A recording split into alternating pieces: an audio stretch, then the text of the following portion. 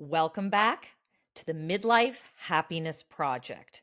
And my guest today aims to be to cooking what Roger Federer is to tennis, what Taylor Swift is to singing. That's right. Very soon, when you think online superstar chef, you're going to be thinking about my next guest. So stick around. You're going to like this episode.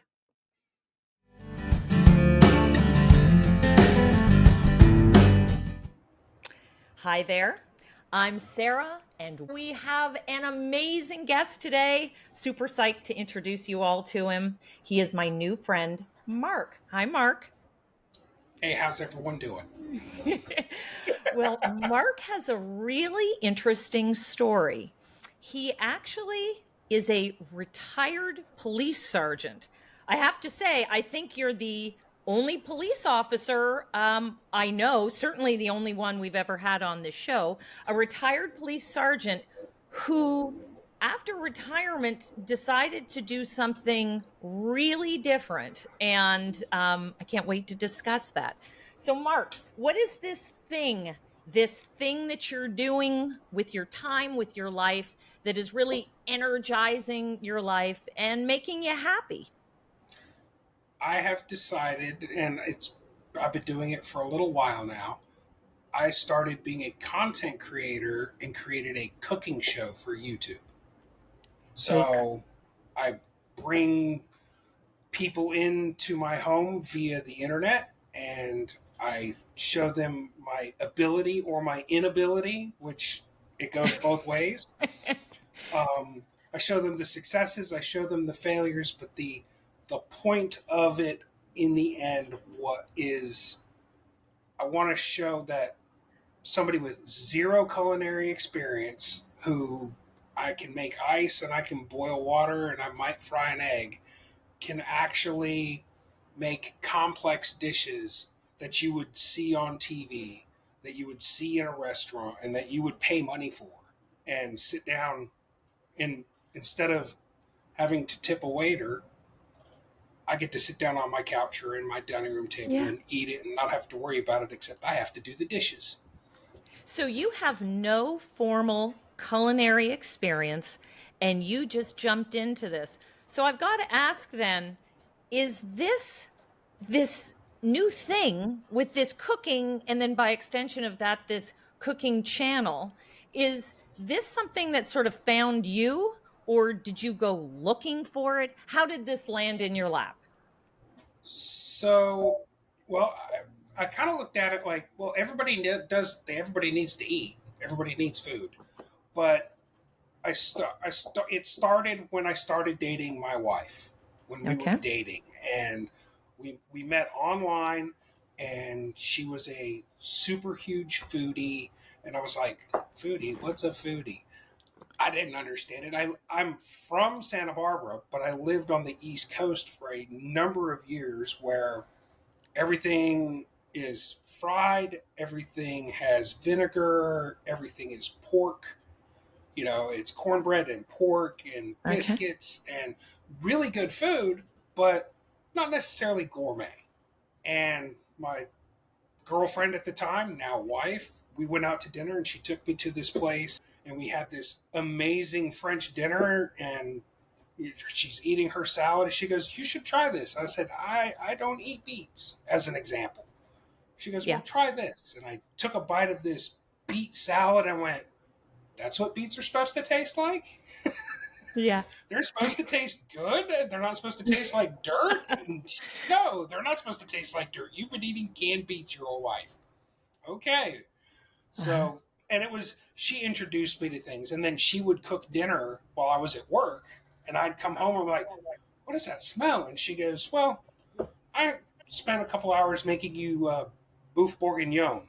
I was like, "Wow, okay, what's that all about?" And she shows me the recipe, and she's got this recipe box that I'm not allowed to share and I'm not allowed to show, because her mom and dad wrote all of the recipes and then gifted it to her, and it's all family recipes that have been passed down. And we've got the box and we make stuff out of it all the time. There's certain recipes that aren't for sale. They're never being given away. They're never being Right. shared.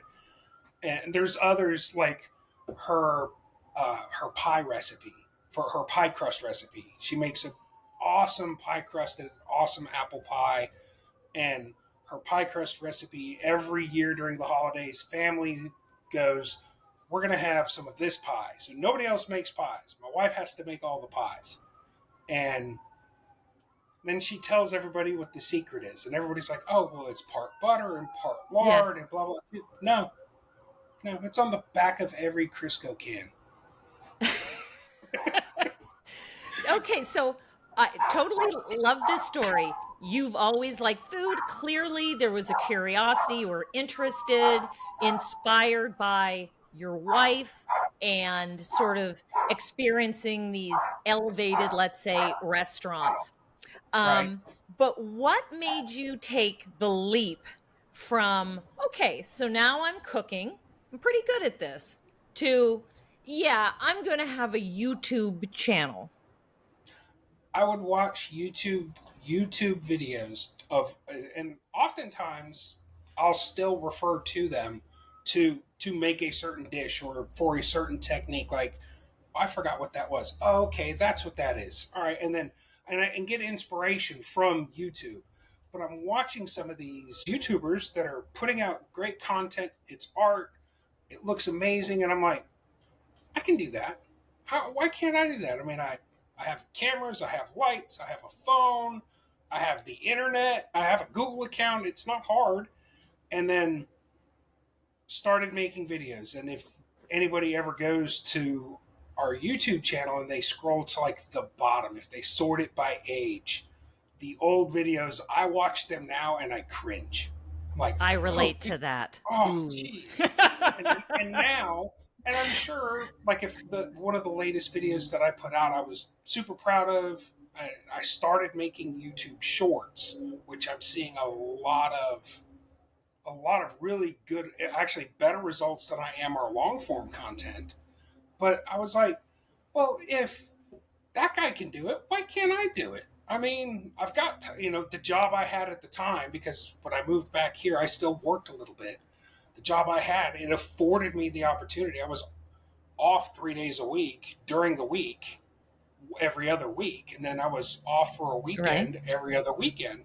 It's like everybody else is gone; they're at work or at school. I got plenty of time. Let's cook.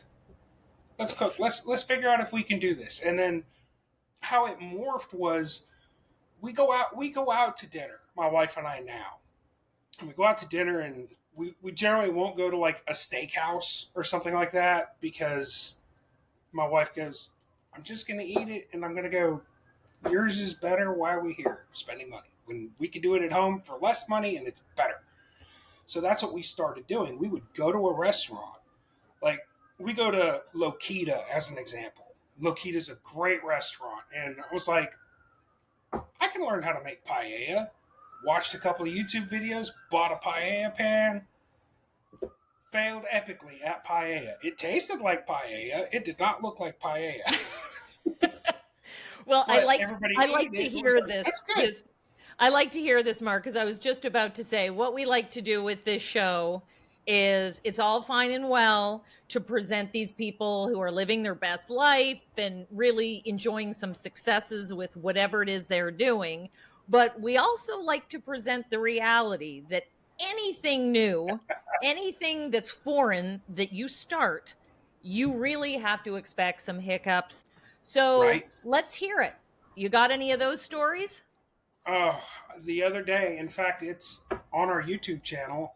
I started on a like a baking crusade. I was like, well, I've got, I can make a stew, I can confit garlic and whatnot. Bread. How hard is bread? So I started with sourdough starter. And most people get sourdough starter from a friend, a family member, whatever. They're like, here's a couple of grams, and then they nurture it and make it their own. I wanted to know how to make sourdough starter. Like, what came first, the chicken or the egg? Where Right. did sourdough starter come from? Well, it comes from two ingredients: water and flour. That's it. It's a Oh, fermentation of water and flour. So I made my own sourdough starter, started making sourdough bread, and it was going good. I'm like, okay, sourdough's cool because everybody made sourdough during the pandemic. I've still got like quart size containers of yeast and sourdough starter and all the stuff to do it. I still have it. So, and every now and then I'll bust it out and I'll make sourdough. But then that progressed from sourdough, which is just time consuming, not hard, to I'm going to make like a loaf of sandwich bread. Let me find a really good sandwich bread recipe. I find that, I make that. That was successful. Let's make a baguette. Made a baguette. Okay, let's go to bagels. Now that becomes a little bit of a Ooh. challenge because now you're boiling your dough and then you're cooking it. And the bagels were okay. They tasted like bagels. They didn't have the chew of a bagel. And I had just recently come back from visiting my daughter in New York and had New York bagels. And I was like, I'm calling this video Making New York Bagels While You're Not in New York. And I did, and I didn't. I did not make New York bagels. I made bagel adjacent something. But then I was like, I'm not going to deal with bagels anymore. Let's really challenge ourselves because that's what I'm a high growth needs kind of person. So I like put more on my plate, put more on my plate. And I was like, let's do croissants. Croissants can't be that hard. I mean, it's just a rolled pastry that's baked and buttery. Oh no, no, no, no, no. That's 3 days. That's a 3 day process. I didn't realize that at first, but then I committed. I'm like, 3 days. I buy the expensive butter. I get the right flour. I do everything. And when I pulled them out of the oven, they looked like they were croissant shaped, but they looked like buttermilk biscuits. And if you I bit them, they tasted okay. You're like, okay, I could, if I close my eyes and imagine croissant, okay. But you had to close your eyes and imagine croissant. yeah. I didn't want that. I wanted you to look at it and go, that's a croissant. Put it in your mouth and go, yep, that's a really good croissant. But That here's did the not thing. happen. But here's the thing with you. Do you know how many people, we've talked about this on this podcast so many times. It's that often, so often, people are so focused on the end game in that I have to have this result. And if it doesn't render these results and it wasn't successful, I will walk away frustrated and not interested in giving it another try.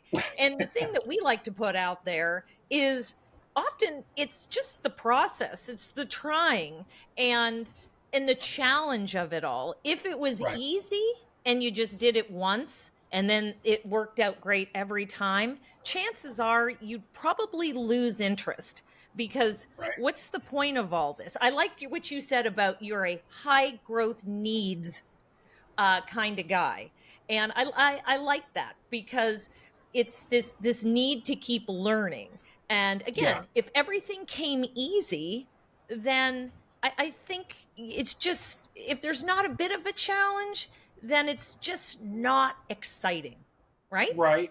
Yeah, and like especially today with what I'm actually making for dinner tonight. That was the thing. You watch other YouTubers that are making a specific component of a dish. Like you can watch Andrew Ray Babish make a specific item for a meal.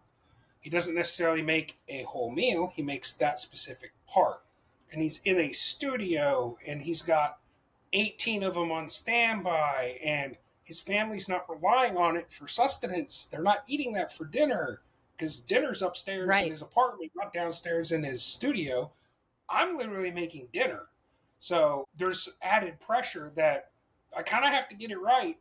And if I don't get it right, my family eats it and they kind of go, yeah, that was maybe Really next time good. don't shoot video of it, just make it for dinner. Well, you are such an inspiring guy, without a doubt. Love that you just sort of delved right into this, and not for 1 second did you think, can or can't I do this? You just simply said, I'm doing it, and that's what we're doing. Right. I mean, the internet can't take away my birthday no matter how hard they try. Love it. You know? So, So, okay. yeah. So, you being an inspiring guy, the kind of guy that people are going to listen to this and say, maybe I want to take up cooking. But our experience has been that every inspiring person was inspired themselves. It might have been a person, might have been a situation. You've alluded to, obviously, YouTube being an inspiration to you. But is there a person, a specific chef, a person, anything that you can think of, point to that it's like, yeah, that's one of, if not the thing that inspired me to do this? I would have to say part of it comes from my mom and her background. So, I mean, obviously, when I was a kid, she was, making meals and whatnot. But being of Palestinian descent, I learned how um, different Arabic dishes were cooked. So, and I've actually got a whole recipe book that she's given to me that is very Middle Eastern and very Ooh, Mediterranean as nice. far as a lot of the recipes. And I haven't dove into it too much yet. And my other inspiration's got to be my wife because in the end, if she would just participate with the YouTubing and being on camera, we'd rock it because she can cook. And I'm always just trying to catch up with her. So but there's certain things that she has said I do better than her, and of course, it's like your mom's cooking. I can try to duplicate it, and mom's was always better. My wife's is always better than mine. So And yet, it's my wife. well, that's lovely. I hope she's hearing this. I think she will. She's not yet. She's still at work, and So, that's the other thing. She's working full time, and I'm a house husband, so I have time. well, I mean, it's one of these things that you say you are a retired law enforcement, sergeant, but at the end of the day, this is a commitment. I mean, I can speak to this because anytime you start a podcast or a YouTube channel, it's not something that you do kind of when you feel like it. Once the wheels are in motion, you've committed to it and you Yep. need to get out episodes. And there is pressure there without a doubt. Yep, and very specifically, and I feel that all the time. In producing different videos and doing the editing, the post production, and all of that, and you look at YouTube Studio and go, okay, I can see that interest is dropping off. I need to get something out, so I started doing it on a fairly regular basis, Right. and apparently it's not enough. So I'm finding, like I said, with YouTube Shorts, I'm finding a lot of really quick growth and Yeah. a lot of view time, but then it drops right off. And Okay. I was like, okay, I'm getting 1,000 views on this, and it's a 60-second video or a 15-second video, as you're familiar with shorts. I was like, oh, I'll just keep doing it. The last one I did, which was I literally held my phone and shot video of it. I didn't use a DSLR, didn't do anything with lighting, and it was a fairly simple recipe. It was Amish beef and noodles. It's a 48-second video, and in 24 hours, it was viewed almost 7,000 times. My average being 200. Wow. I was like, my son calls me from work. He goes, "What did you do to the YouTube channel?" I You've don't gone know. viral. I did something. I'm not really sure what, but now I'm watching interest wane from that. I'm like, okay, I got to do another video, and I got to do another short, and it's got to be as good. And I don't even know what it was. It didn't feel good to me Yeah. the way it was done, but apparently the algorithm liked it. So people are watching it. I was like, okay, we're gonna keep going with that. Yeah. And my Oh, wife is calling okay. me right. My wife is calling me right now. Oh. She must have heard me. So, obviously, you are super jazzed and into this. You love the whole process. You love the challenge. You love learning it. And above all else, you love food, which is awesome. But here's the question of the day.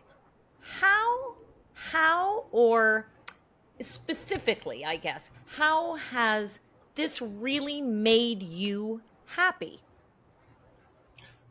I think where the happiness comes from is I've learned a couple of new skills.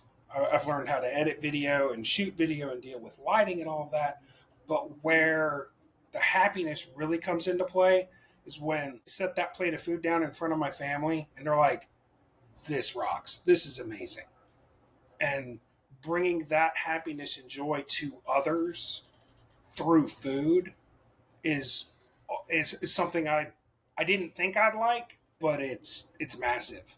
I did it the other day for there was an event that they asked me to help cater, and I did it, and everyone was like, "This was amazing," and I'm like, "Okay, I thought it was a mediocre cook on my part, but all right, cool. Everybody loves it." And food, So food, food does have a way of bringing people together. And I'm certainly not much of a cook, but when I do try my hand at it, certainly over major holidays with the family, I can relate to that. It does sort of have a power of bringing people and getting people to connect. right, yeah, no, it's yeah, connecting through food. Oh, it's great seeing people do that, and I love to be a part of that. So, of course, you have to let everybody listening and watching hear, what is this channel? Go to YouTube and search for Little Kitchen Big Food. Little Kitchen, Look for Big this mug Food. and go from there. This is this is fantastic. I don't know whether I'm going to be cooking more having listened to you, but I certainly have appreciation for people who do this. And as we've said millions of times before, um, the hope with this program is just inspiring people to find their thing.